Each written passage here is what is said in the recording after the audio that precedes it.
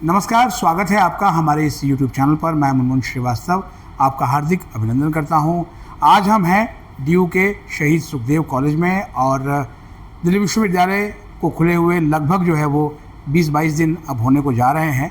और एक समस्या जो है वो बीते सेमेस्टर में भी आई थी और वो थी अटेंडेंस को लेके।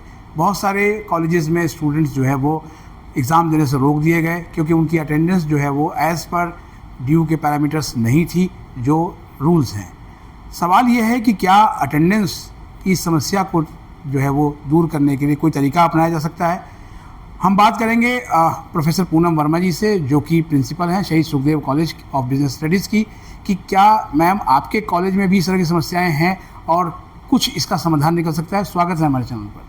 थैंक यू वेरी मच, नमस्कार। और मैं आपका धन्यवाद करना चाहूँगी, आपने सोचा मेरे कॉलेज आने का और हमें अपने चैनल पे लाने का। बहुत बहुत धन्यवाद। आपने जो प्रॉब्लम फेस करवाई है ये सही है, हर कॉलेज में यही प्रॉब्लम हो रही है। अटेंडेंस शॉर्ट होती है, हम बच्चों को रोकते हैं, मगर इसके ना हमें कारण भी ढूंढने चाहिए। ये तो हमने अल्टीमेटली जाकर पनिशमेंट उस स्टूडेंट को तो मिली ही, मगर उसकी फैमिली को भी मिली, क्योंकि जब बच्चा रुक जाता है और एक साल उसका जब बर्बाद होता है तो सबसे पहले जो इम्पैक्टेड होते हैं वो होते हैं उनके पेरेंट्स। तो anyway that is one aspect, और उसको हम प्रोएक्टिवली कैसे डील करें हमें शुरू से ही ये देखना है। हमें बच्चों को क्यों हमें क्लास में लाना है, हमें वहाँ से शुरू करना है, और अगर अंत में ऐसी सिचुएशन आ जाती है तो हम उसको किस तरह से डील कर सकते हैं। और एक एक्सपेरिमेंट के तरीके से हम लोगों ने अपने कॉलेज में एक प्रैक्टिस शुरू करी है। इनफैक्ट जब हमारे कॉलेज में ये आया कि इतने सारे स्टूडेंट्स हैं जो शॉर्ट ऑफ अटेंडेंस हैं, देखिए हर केस यूनिक है, हर एक की जर्नी यूनिक है, हर एक के कंस्ट्रेंट्स यूनिक हैं। और अगर हम एआई के तरीके से जाएं तो it will be eventually rule लगाया 66.67 से कम है, आप बंद कर दीजिए।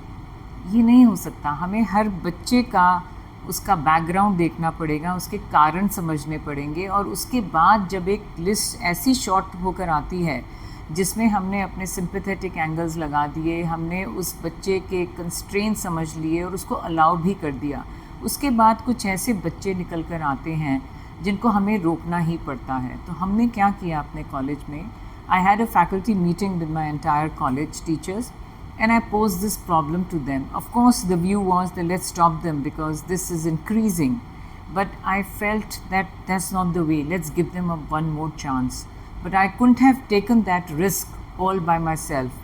I looked up to my teachers. मैंने अपने टीचर से बात करी और उनको बोला कि देखिए आप इन बच्चों को पढ़ाते हैं क्लास में, आपने एक साल पढ़ाया है या एक सेमेस्टर आपने पढ़ाया है, तो उसके बाद आपको क्या लगा, बच्चे के क्या कारण थे जिसके कारण वो क्लास में नहीं आया। और अगर आपको लगता है कि उसमें ये पोटेंशियल है, वो थोड़ा सा बच्चा डिस्ट्रैक्ट हो गया है या कुछ डिस्टर्ब था किसी भी कारण से, तो क्या आप उसका हाथ पकड़ सकते हैं। Can you mentor that child for the next semester, and based on your assurance we allow that child to sit in the exam.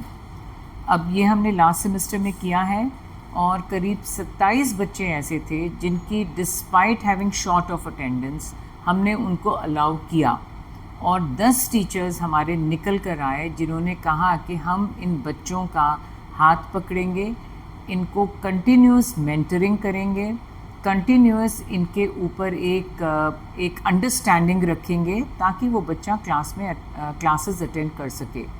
तो आज बल्कि इनफैक्ट आप बड़े अच्छे दिन आए, क्योंकि मैंने आज ही उन 10 टीचर्स के संग मीटिंग रखी थी। तो जो टीचर्स आज कॉलेज में आए थे उनसे मैंने बात करी, तो उन्होंने बोला कि हम लोगों ने एक ट्रैकर रखा हुआ है, हम उस बच्चे को बोलते हैं कि तू लिख कि आज तूने क्लास अटेंड करी या क्यों नहीं करी, उसका कारण दे। तो मेरा एक क्वेश्चन उनसे पूछने को था, ये तो आपने स्टूडेंट का पर्सपेक्टिव लिया जी कि क्या बच्चा क्लास में गया, मगर क्या हम सिर्फ यही देखना चाहते हैं कि बच्चा मैकेनिकल वे में क्लास में गया और बाहर आ गया? क्या हम ये नहीं जानना चाहते कि उसकी लर्निंग क्या हो रही है क्लास में, क्या उसकी इन्वॉल्वमेंट है, इज़ ही और she participating in the class? तो आपको इसकी अटेंडेंस सिर्फ पोर्टल से देखने की बजाय आप जो टीचर उनकी क्लास में पढ़ा रहे हैं आप उनसे बातचीत करिए और पूछिए कि क्या ये बच्चा इन्वॉल्व है क्लास में, तो उसके बाद ऑब्वियसली देखिए, जहाँ पर 60-70 बच्चे क्लास में होंगे, मैं भी अगर वो पूछूँ तो मैं बोलूँगी क्लास तो अटेंड कर रहा है, अटेंडेंस तो है, मगर मुझे ध्यान नहीं रहेगा। तो मैंने उनको कहा कि अच्छा आप 1 हफ़्ता ले लीजिए, उस टीचर को भी कॉन्शियस करिए इस बच्चे के बारे में, और आप भी उनसे कंटिन्यूसली पूछते रहिए कि क्या उसकी रेगुलरिटी इन फिज़िकल अटेंडेंस के अलावा उसकी मेंटल इन्वॉल्वमेंट है या नहीं है। तो हम इस तरह से बच्चों का हमने हाथ पकड़ा है, जो भी डिस्ट्रैक्टेड थे, जिसमें पोटेंशियल है कि बच्चा डिस्टर्ब था इन दैट कॉन्टेक्स्ट, वो आगे बढ़कर डगर पे आ जाएगा। तो मैं सोचती हूँ कि यही हम लोगों का रोल है विकसित भारत को विकसित करने के लिए। एक एक स्टूडेंट के ऊपर अगर हम पर्सनल अटेंशन दें तो मुझे लगता है ये जो प्रॉब्लम है काफ़ी हद तक एड्रेस हो जाएगी। मगर एक जो एड्रेस हमें एज टीचर्स करनी है कि मुझे भी देखना है अपने आप में कि क्या मैं वैल्यू एडिशन कर रहा हूँ या कर रही हूँ क्लास में या नहीं। उसके लिए हमारे को बच्चों की एक्सपेक्टेशन समझनी है। एआई इतना आ चुका है कि बच्चा हमेशा यही देखता है कि अरे ये तो दिया हुआ है, यूट्यूब का ट्यूटोरियल देख लो या चैट जीपीटी ले लो या परप्लेक्सिटी ले लो या कोई भी टूल ले लीजिए, सब चीज़ें हैं, मैं क्लास में क्यों अटेंड करूँ। तो आपको क्लास को इंटरेस्टिंग करना पड़ेगा, आपको क्लासरूम में डिस्कशंस एंगेजिंग करनी पड़ेंगी, आपको कुछ ऐसी चीज़ नहीं करनी है, एक ऐसी कहानी बनानी है जिससे बच्चा इन्वॉल्व रहे। देखिए, हम क्लास में बच्चे को लाने का, इसको सिर्फ करिकुलम पढ़ाने का नहीं है, उसको उठना बैठना कैसे है, अपने जो पीयर्स हैं उनके संग कैसा डील करना है, क्योंकि ultimately they are going to go into the community. वो कुछ काम करेंगे, या तो अपना काम करेंगे या किसी और के लिए काम करेंगे, कुछ तो करेंगे अपनी इकोनॉमिक लिविंग करने के लिए। तो उसमें तो उनको डील करना है ना ह्यूमन बीइंग से, वो तो हम सिखाएं बच्चे को। तो ये भी एक पार्ट ऑफ एजुकेशन है। यही नहीं है कि अच्छा भैया मैंने 4 सवाल दिए, उसने आंसर सही कर दिया, ये नहीं है। इसके अलावा बहुत कुछ है जो हम एक क्लासरूम में रहकर बच्चे को सिखा सकते हैं। उसके अलावा जो इतनी स्टूडेंट सोसाइटीज़ एक्टिविटीज़ हैं उसमें बच्चा इन्वॉल्व हो, क्योंकि learning, to be very honest, जो मेरे साथ हमेशा तक रहेगी वो आउटसाइड द क्लासरूम वाली है, but it is not to come at the cost of not attending the classes. तो एज अ टीचर्स हमें अपने को चेंज करना है, हमें बदलाव लाना है, और उसी तरह से हमने स्टूडेंट्स का हाथ पकड़ना है। यानी मैम यही बात है कि इसी वजह से स्टूडेंट क्लास में जा रहे हैं कि उनको कुछ वैल्यू एडिशन नहीं मिल रहा है। This is one of the reasons. और जो रीज़न्स ये भी होते हैं कि कईयों के कॉन्टेक्स्ट अलग हो जाते हैं। हमारे पास ऐसे भी केसेस आए जो वो बोलता है कि मेरे पिताजी का देहांत हो गया और मेरे को शॉप चलानी थी, he was the only earner, तो मुझे सुबह शाम मेरे को शॉप पर बैठना पड़ रहा था। तो इसीलिए मैंने कहा ना, हर केस की कोई ना कोई कहानी है, और वो कुछ कहानी बनाई हुई होती है, कुछ रियल होती है, तो वो टीचर ही बता सकता है क्योंकि वो डेली उससे डील कर रहा है। तो हर व्यक्ति को हमारे को अलग अलग करना है। सिंपली अप्लाइंग अ रूल 66.67 नहीं है, आप बैठ जाओ, ये चल नहीं पाएगा। ये हमारे को थोड़ा सा डीपली हमें रिसर्च करनी पड़ेगी हर बच्चे के लिए। मगर मैं समझ सकती हूँ कि हम टीचरों को ये भी लाद दें काम, तू पढ़ा भी, उसके बाद उसकी पर्सनल लाइफ में भी जा, थोड़ा सा टफ हो जाता है। More so when the number of students in a class are increasing. तो हमें थोड़ा सा एक ऑप्टिमम साइज़ 40-50 का होता था, वही 60-70-80 तक पहुंच रहा है। तो मुझे लगता है कि हमें दोनों तरफ से इसका सल्यूशन ढूंढना पड़ेगा। तो मैम ये समस्या जो है वो पोस्ट कोविड ज़्यादा गहरा गई है, क्योंकि ऑनलाइन क्लासेस चली थी, जिनको पजामा क्लास भी कहा जाता था, और जो है वो बहुत आनंद आता था बटन ऑन करके और वो सोए हुए बच्चे। तो ये वही आदत जो है वो यहाँ पर रिफ्लेक्ट हो रही है। कुछ हद तक है। पीपल आर, मतलब मैं ये कहूँगी इसका कोविड का नुकसान तो था कि लर्निंग नहीं हुई, क्योंकि हम लोग भी नए थे, हमें भी नहीं पता था। मगर फॉर्चुनेटली कुछ ऑनलाइन टूल्स और ऑनलाइन लर्निंग टेक्निक्स अब अवेलेबल ज़्यादा हैं एज़ कम्पेयर टू अर्लियर। तो एक ये भी कारण है कि बच्चे को लगता है कि जो मुझे ऑनलाइन चीज़ मिल जाएगी, मैं उसके लिए 1.5 घंटा ट्रैवल करके कॉलेज क्यों आऊँ। तो कॉलेज में आने के तो उसको और भी कारण दिखाने हैं, और जब और भी कारण के लिए तू आ रहा है तो तू 1 घंटा क्लास भी बैठ ले हमारी, और उसके लिए हमें इंटरेस्टिंग तो करना पड़ेगा। आज की जो जनरेशन है हम भी देख रहे हैं हमारे आसपास क्या हो रहा है। They want engagement, they want कि हमें एक इन्वॉल्वमेंट करनी है, और ये पार्टिसिपेटिव लर्निंग। और मैं तो कहती हूँ कि एज अ टीचर मैं भी क्लास में जाकर कहूँ कि देखो ये सब्जेक्ट नया है और इसमें जो नई नई चीज़ें आ रही हैं वो मुझे भी नहीं पता, तो हम दोनों इकट्ठे एक एक्सप्लोर करें उसको। तो मुझे तो लगता है कि लर्निंग को ना हम 2 वे प्रोसेस बनाएं, तो बच्चा भी एक सेंस ऑफ ओनरशिप लेगा कि अरे आज तो मुझे भी कुछ करके दिखाना है। हम इस तरह से ना अपनी टीचिंग पेडागॉजी को बदलाव में लाएं। वो ज़माना गया कि एक इंस्ट्रक्शन दी और बच्चे ने सुना, नोट कर लिया। No, they are not interested. अगर आपने पीपीटी दिखानी है तो वो तो क्लिक करेगा और निकलेगा क्लास से। तो हमें उसको ना एक इन्वॉल्व करना है, एक एंगेजमेंट करनी है, एक पार्टिसिपेटिव लर्निंग करनी है।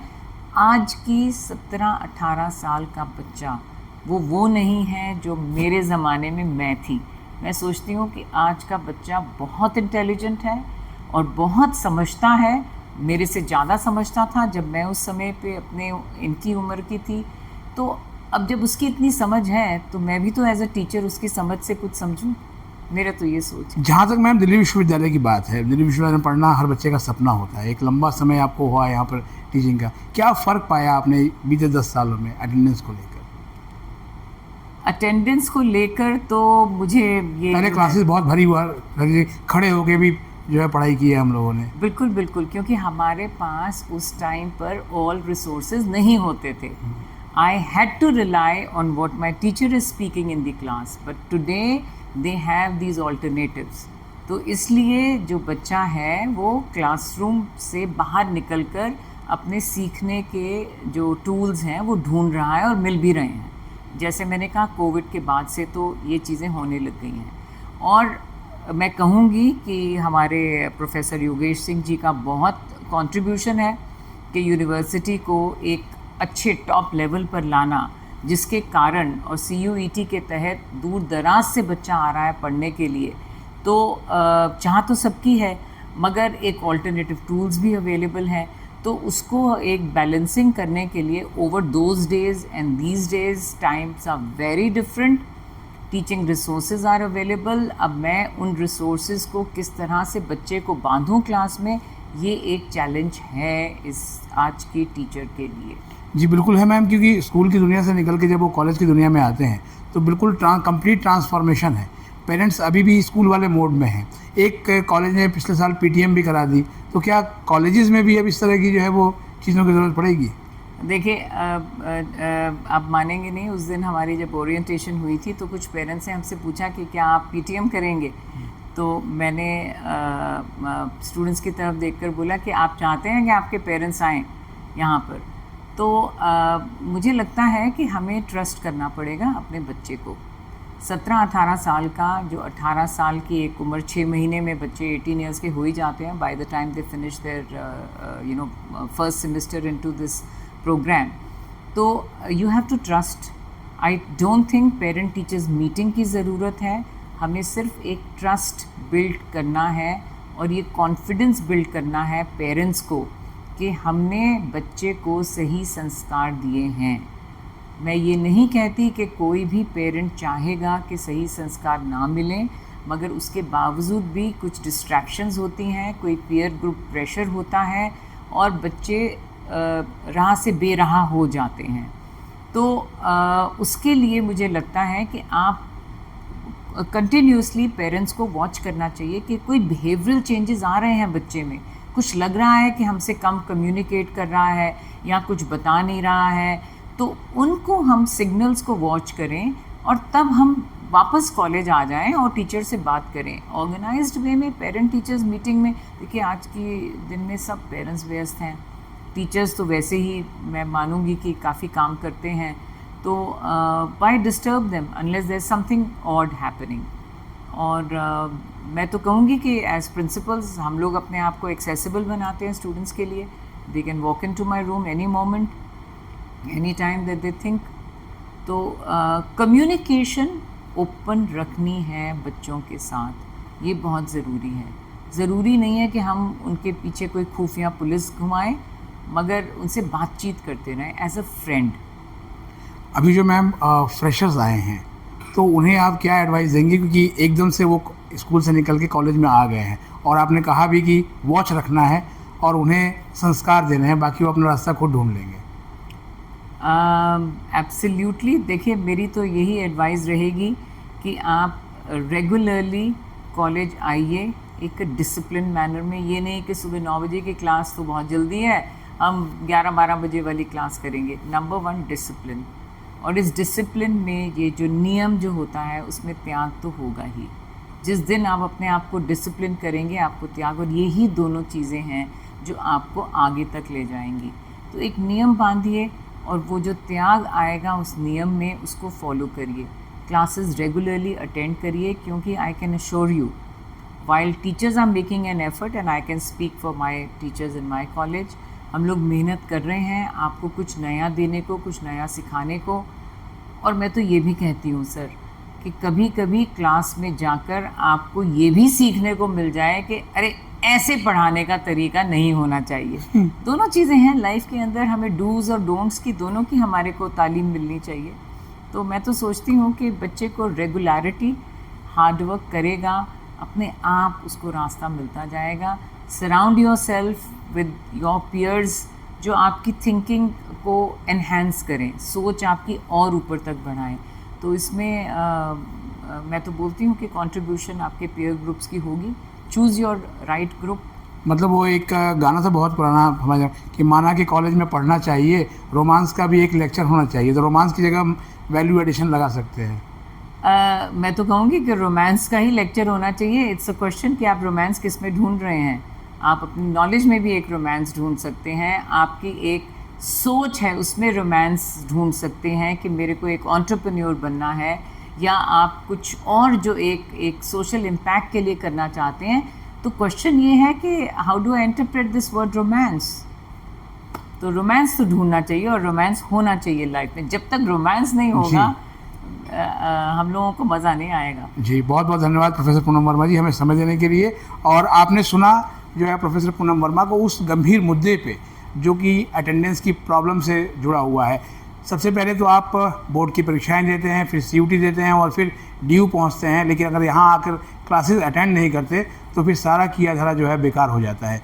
तो हमारी रिक्वेस्ट उन फ्रेशर्स से भी है कि अगर आपको एडमिशन मिला है तो जल्द से जल्द अपना कॉलेज जो है वो ज्वाइन कर लें, और हमारे चैनल पर नए हैं तो चैनल को सब्सक्राइब कर लें और इसे अपने दोस्तों के बीच शेयर करें। मिलते हैं एक और एपिसोड के साथ, तब तक के लिए नमस्कार। Thank you.